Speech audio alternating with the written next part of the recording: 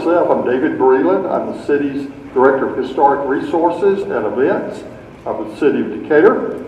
I was a judge for about 30 years, so I immediately hit it off with Troy when he moved to. First time he came here we've talked about many lofty things with the court system, and then some things that perhaps weren't quite as lofty. So he's become a good friend, and it's a pleasure to have you in our city. It's, in fact, more than a pleasure, it's an honor to have you here. When we first heard that we were going to be having this convention here, it was huge news in this city, and it still is. If you've seen our local newspaper today, there was about a one-page article about this conference and what it means to this area and this city. I consider this a homecoming after 180 years. And welcome home. We are glad to have you here in Decatur. It's a pleasure getting to meet some of you too, and look forward to seeing much more of you over the next several days. I'll be around.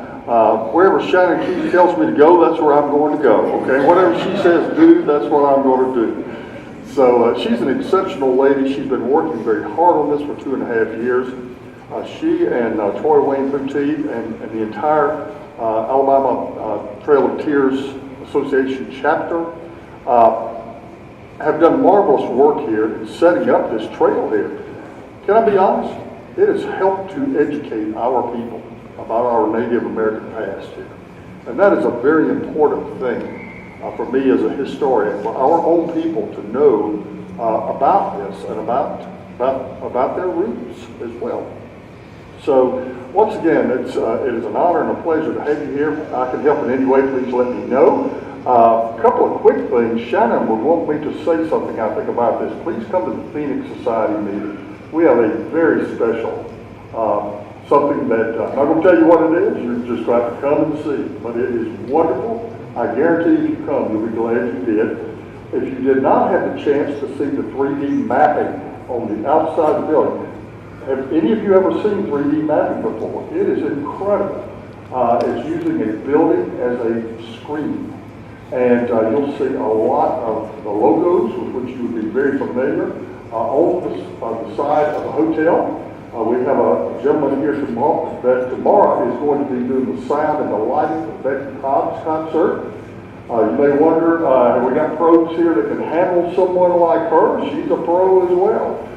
This fella was in charge of the Burning Man Festival finale last year. If you are familiar with what that is, it's an incredible experience of light and sound. An internationally known event, and he is pretty famous for doing 3D mapping, and so he's done some of that on the side of the hotel. Don't do it now, but when we get finished here, you might want to go out there and take a quick look before he takes that down. It was done in your honor. This is something that's been planned for about a year. So I want to thank everybody that's had anything to do with putting this conference together. It's been about a 2.5-year labor of love, and then before that, another couple of years in establishing the trail, getting all the history down pat and correct, and working with the National Park Service. That was a joy as well. It really was. They were very, very helpful in this. And so I want to thank them as well. With all that said, this city has an incredible number of historians. Part of what I do, I am what I call a generalist. I know some about almost every type of history that we have in this city. But there's some things I'm an expert in, and a lot of things that I know some about, but I'm not an expert in. Part of the joy of what I do is knowing and keeping up with who does know about what, so that when we have conferences or we have get-togethers, meetings of various types, we can call the right people to do various things. Tonight we have 2 living historians. Now let me explain the reason I'm introducing them.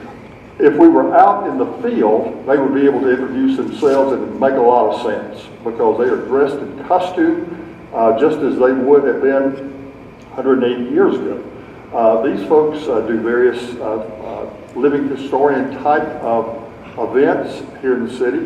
In fact, tomorrow night, any of you that like ghost tours, we're going to have ghost tours. Actually, they'll begin Right as Becky Hobbs is kind of winding down, they'll begin a little after 6 o'clock, I guess, at the Old State Bank. So if you see a crowd gathering up there, you'll know that these folks are doing a ghost walk. What it is, really, truthfully, it's a history of the city with some fun stories woven into it. And so I'm very proud to present them to you. What order are you going to go in? Rebecca first or when? All right. The lady says the gentleman goes first here. So Winter Forest will talk with you for a few minutes, and then Rebecca Hitt will.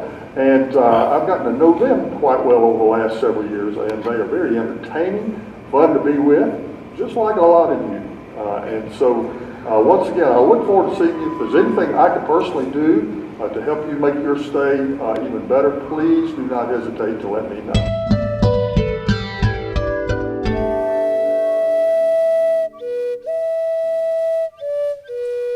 Video production made possible by the National Trail of Tears Association. The Trail of Tears Association is a non-profit, membership-based organization established in 1993 with the purpose of passing the history of this significant event in Native American history onto future generations. If you're interested in finding out more about the Trail of Tears Association or would like to become a member, please visit our website at www.nationaltoda.com.